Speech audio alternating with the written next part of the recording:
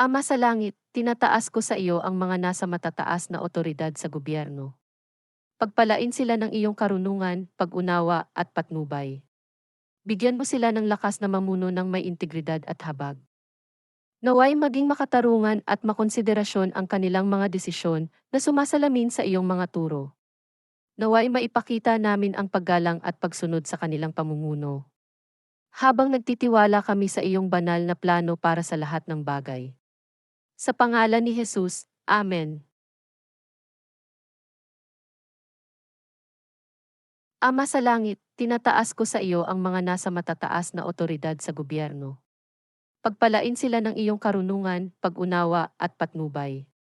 Bigyan mo sila ng lakas na mamuno ng may integridad at habag. Naway maging makatarungan at makonsiderasyon ang kanilang mga desisyon na sumasalamin sa iyong mga turo. Naway maipakita namin ang paggalang at pagsunod sa kanilang pamumuno. Habang nagtitiwala kami sa iyong banal na plano para sa lahat ng bagay. Sa pangalan ni Jesus, Amen.